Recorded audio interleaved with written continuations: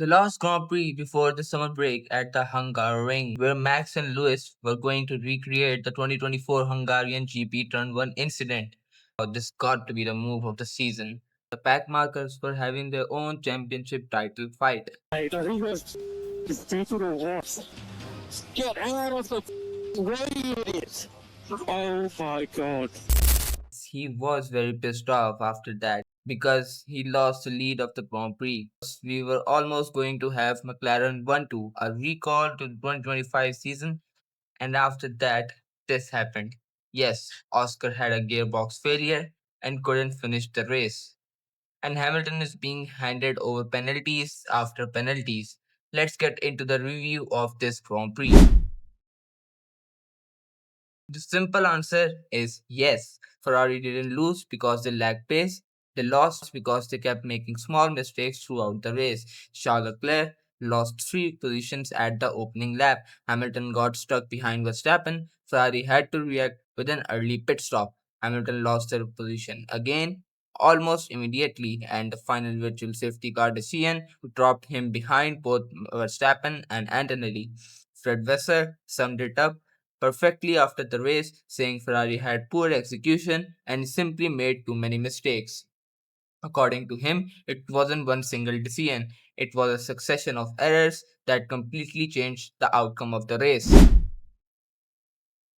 Ferrari were the only top teams to start both cars on the soft compounds, hoping for better grip of the line and an advantage in the opening laps. Instead, opposite happened. Leclerc dropped from second to fifth, while Hamilton found himself trapped behind Verstappen, sitting in dirty air, and the soft compound couldn't show its magic, which Ferrari didn't expected, forcing him to stop earlier than planned. Hamilton himself admitted that once he got stuck behind Max, his race started going downhill. The aggressive tire choice never gave Ferrari the advantage they were looking for. This is probably the biggest talking point of the race. Ferrari saw the virtual safety car and decided to pit Hamilton with fresh soft tires, believing the extra grip would be enough to attack until the finish. But Budapest is all about track position. That pit stops dropped Hamilton behind Kimi Antonelli and Max Verstappen. Hamilton later admitted he was surprised by the call, saying if staying out meant keeping track position, he would never have boxed. He even believed he could have finished on the podium. Fred Vasseur defended the decision. Ferrari older hard tire wouldn't last and soft tire were the quickest option based on Verstappen pace. But on the other hand, track position was worth much more than fresh tires. To some extent, yes, Antonelli drove a very clean race, but Ferrari certainly helped him. Hamilton's final pit stop under virtual safety car allowed Kimi to jump ahead, and Hamilton's 5-second pit lane speeding penalty removed any chances of fighting back. Mercedes simply executed a cleaner race. They avoided mistakes, managed the strategy perfectly, and when Ferrari handed them an opportunity, Antonelli took it.